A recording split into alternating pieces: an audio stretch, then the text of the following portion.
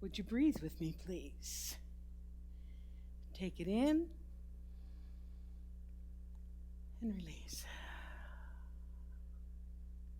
And again.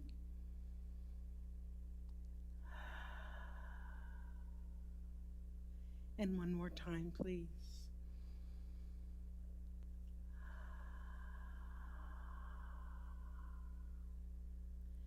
Thank you so much. And MJ and guys, that was awesome. Thank you. What a great song to start out with. So you all may not know how much I actually think about you. It's true. It's true. I am always on the lookout for stuff that I think is going to be interesting to you, that can teach you, that can entertain or inspire you. For instance, if you've ever, raise your hand if you've ever had a conversation with me or taken a class with me where I've said, ooh, that would make a good talk. Yeah, look, I rest my case. I have talk ideas saved on my computer. I have two phones. I have my U.S. phone, and I have my Canadian phone. I've got notes taken on that. I have journals on little pieces of paper. I have even sent myself texts with ideas for talks. I'm absolutely serious. I don't know how my predecessors did this job without technology, without having these little things that I can rely on, especially social media. Now, I know that there are arguments for and against social media, but anything that gives me as many good ideas as it does, I am grateful for it. And then there's this.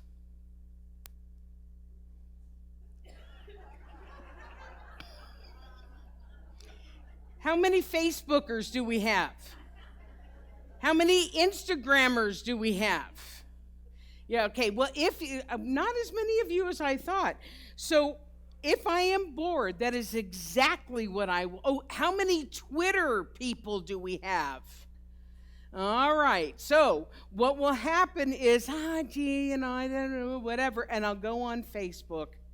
And 10 minutes later, I'll think, I wonder if anybody's posted anything interesting, and I'll go back on Facebook. So it is just very much like this, like the refrigerator. So all of that to introduce today's topic, which is called 6 Little Stories. And yes, I got them on Facebook, and yes, they've been saved for a little while, and I brought them out today. Now, I love teaching by story, in case you haven't noticed that before. In my experience, more people remember a story and how it made them feel than any quote or any pithy statement that I might come up with. I have had people, this is an honest-to-God truth, I gave my first talk at one of our conferences at Asilomar in 2003. And I told a story about being in a taxi cab in Mazatlan, and that our cab driver's name was Jesus. And I made the joke that Jesus was taking us around Mazatlan, because that's how Jesus, okay, yeah. I have people who still come up to me and say, I remember that story that you told about being in the cab in Mexico. So stories have impact. They don't remember the point that I made. I don't even remember the point that I made, but they remember the story. So these stories that I'm about to tell you are so simple, and yet each one has a very deep message of truth. So story number 1. Once upon a time, a village was experiencing a terrible drought. The villagers decided to pray for rain. On the day of prayer, all the people gathered, but only one boy came with an umbrella. That is faith. We spent a lot of time talking about faith in this teaching. We talk about faith in the universe. We talk about faith in each other, faith in the power of our word, absolutely. And yet, how many of us actually act as if the thing that we are praying for, or the thing that we say that we want, is actually going to come to be? How many actually bring your umbrella? Or are we so busy wishing for it to happen, thinking about it, hoping against hope that it'll happen, that we actually forget to make room for it? We have a statement in our teaching that is treat and move your feet. Treatment, if you're new to our teaching, is our form of prayer. So do treatment, treat and move your feet. In other words, do your power of your thought stuff to develop the consciousness, absolutely, and at the same time, make it welcome. Prepare for it. Expect it. My very first science of mind teacher would tell us single ladies who were looking for a mate. God, that was a long time ago. Because I didn't listen to her. Okay, let me tell you what she said. The single ladies who were looking for a mate, she told us to clean out a drawer and make room for him in our closet. I haven't done that yet. Let me just think here for a second. 1, 2, 3, 4, 5, 6 moves, and I still haven't done it.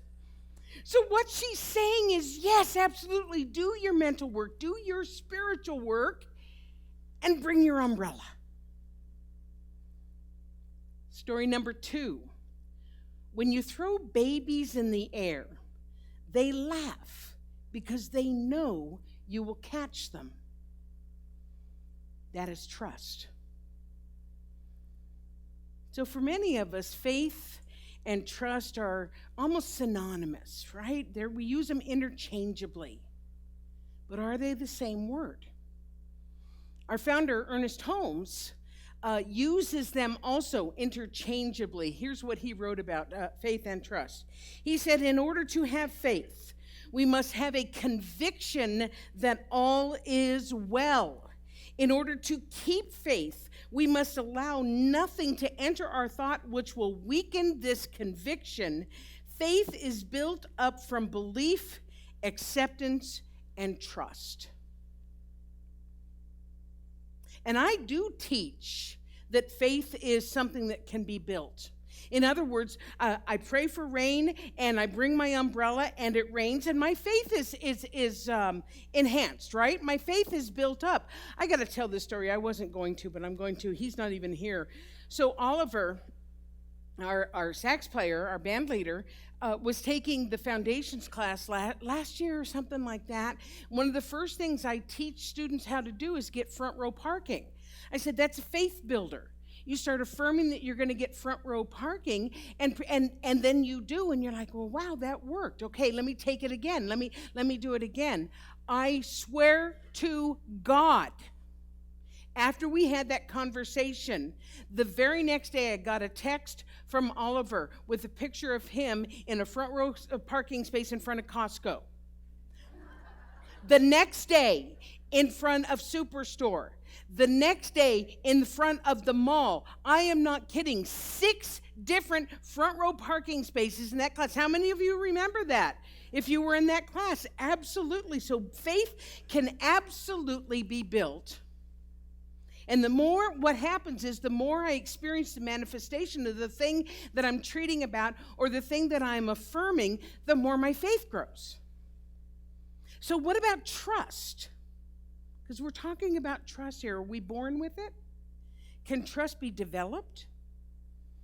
So I want us to think again about those babies in our story. When we throw a baby up, they laugh because they trust that we're going to catch them.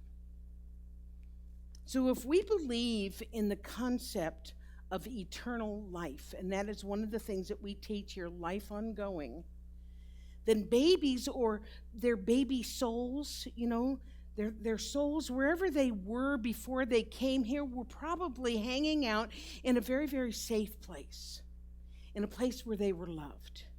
And then they came into this world and they were naturally open and trusting because they didn't know anything else.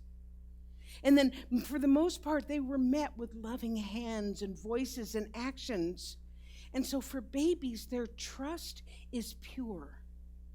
They came in with it. They came in trusting. And yes, as we go through life, sometimes our trust can be diminished. It can be tarnished, absolutely, without question. But it can also be built, and it can also be repaired. And the way that we do that is by believing that we live in a friendly universe that is here for us, and we look for the evidence to support that. Because we can always find evidence for either one, can't we? So we look for the evidence to support that. Ernest Holmes had another wonderful thing. He said, things crowd in on us until we lose some of the greatest of all gifts, the simple, spontaneous joy of living and a trust in the power of good, which alone is able, ready, and willing to meet all our needs. Let us then again return to the place of assurance that comes with the simplicity of faith and trust. Which brings us to story number 3. Every night we go to bed without any assurance of being alive the next morning, and yet we still set our alarms to wake up. That is hope. Now, hope is an interesting word in our teaching. Let me explain what I mean. We believe in the power of our word. We believe in knowing our truth.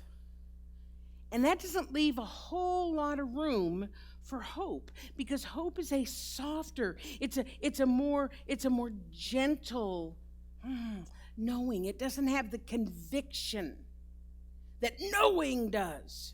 You understand what I'm saying?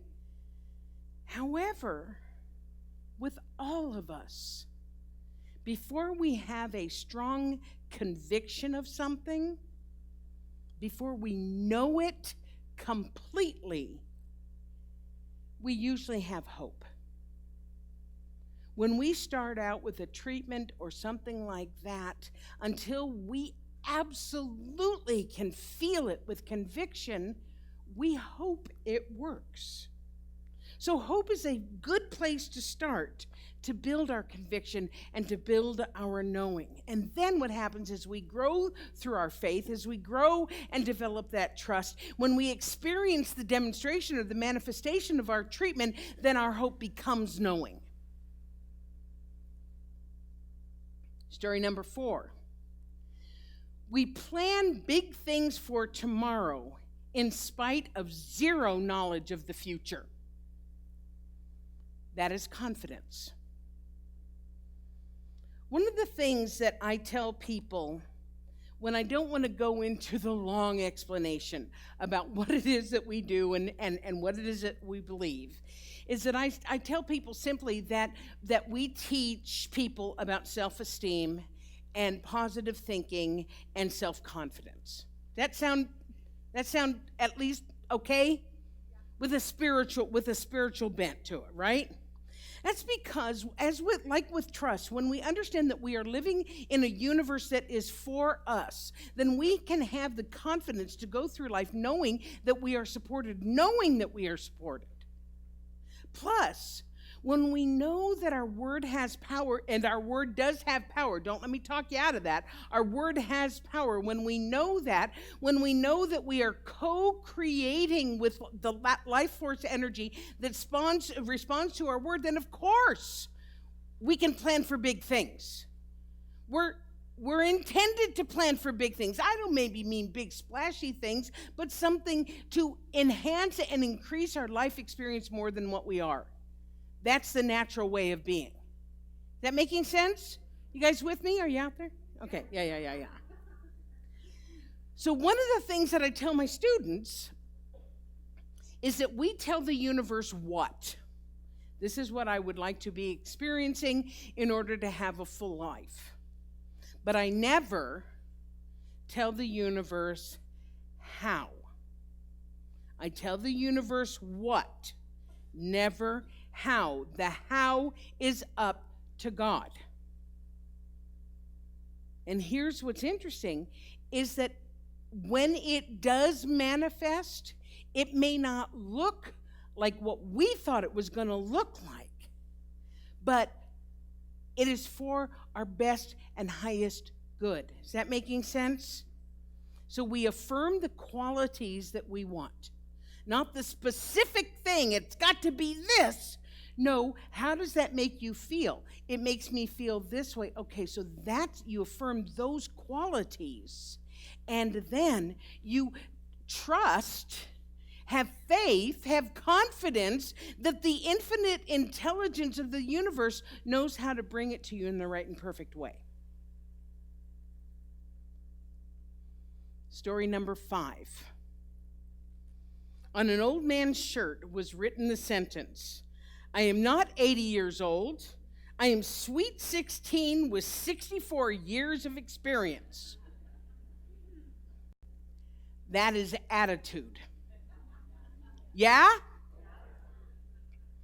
And an attitude like that, we have a few 80-year-olds in this room. And y'all have attitude. Yeah, I'm looking at you.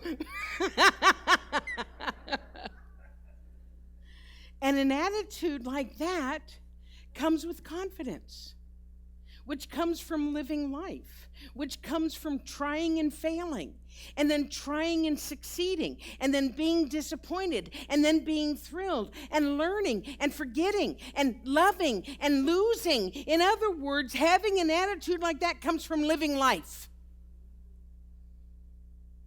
So if we can go into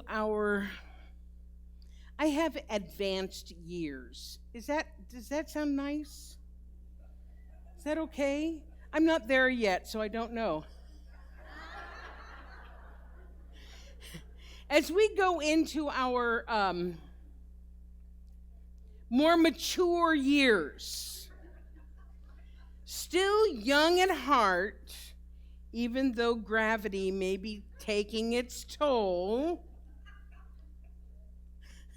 but still having faith and trust and hope and confidence, then we've earned the right to live with an attitude. You agree with me? Can I get an amen to that? Story number 6. We see the world suffering, but we still get married and have children. That is love. I saved that one for last because there are few things that I like talking about more than love. Love in all of its incarnations. I used to hesitate talking about it because of that whole, it needs to be romantic love in order to be love. I'm so over that now. Obviously, since I haven't cleared out any drawers in all these years. But love has been the inspiration of wars, the face that launched 1,000 ships. Who was that? Ulysses? Homer?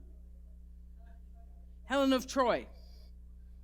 Peace, art, music, literature, religion, faith, travels, homes, cities, countries, families. Love has inspired all of this. The ancient Greeks have at least 9 different kinds of love. Agape love, unconditional love. Eros love, romantic love. Philia, affectionate love. Storge, familial love, what you feel for your family. Pragma, enduring love. Ludus, playful love. And mania, obsessive love.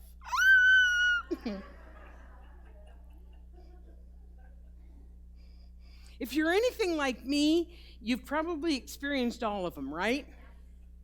Sometimes at the same time.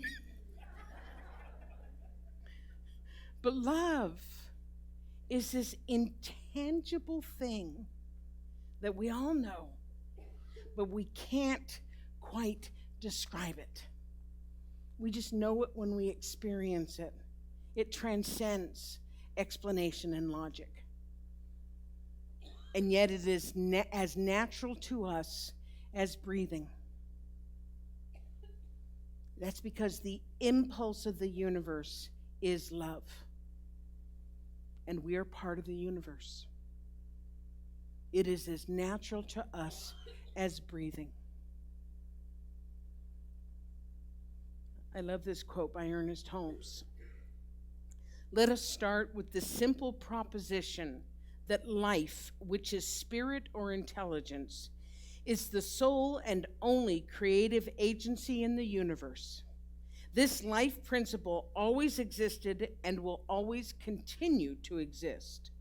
You are part of its self-expression. Therefore, the whole desire of life is to give you more life. And since it is all life, it has all life to give you. It loves you because in creating you, it has given some part of itself to you. You are dear to life, beloved by it. In creating you, it has poured itself into you. I want you to just sit with that for a second.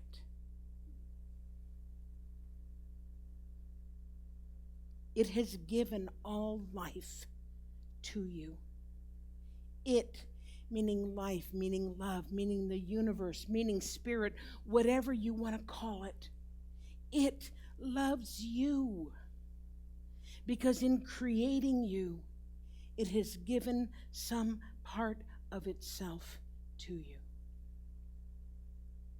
You are dear to life, beloved by it.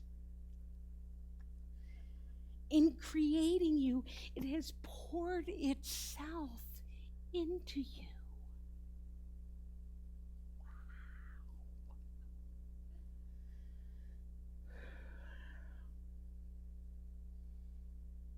So of course, we get married and have children.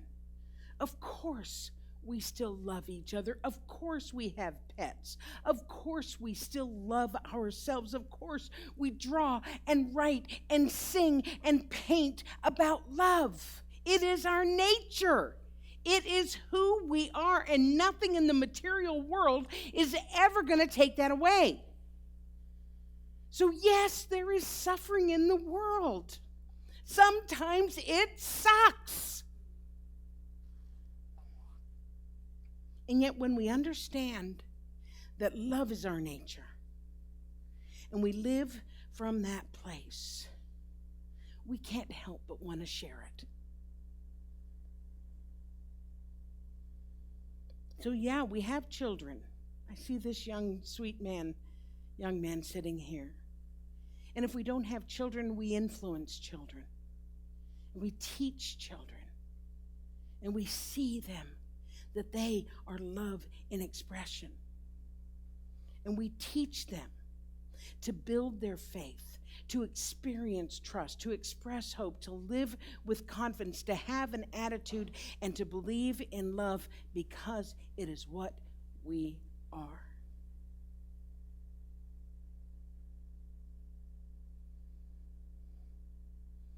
There's a poem that I use for baby blessings, and I've shared it with you all before, but it really just seems to fit what we're talking about today, so I decided to bring it anyway. Where there is love in the heart, there is beauty in the person. When there is beauty in the person, there is harmony in the home. When there is harmony in the home, there is order in the nation. When there is order in the nation, there is peace in the world.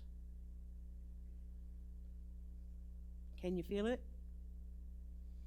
I kind of want to sing, "Can you feel the love tonight?" But I'm not going to. It is where we are. So there you have it. 6 simple stories that taught great lessons in each one of them. I hope you enjoyed it as much as I enjoyed putting it all together and kind of researching it and stuff. And trust me, thank you.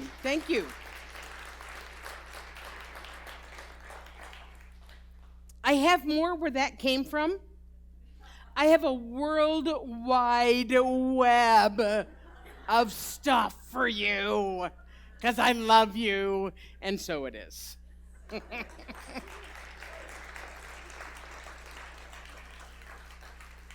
Thank you. So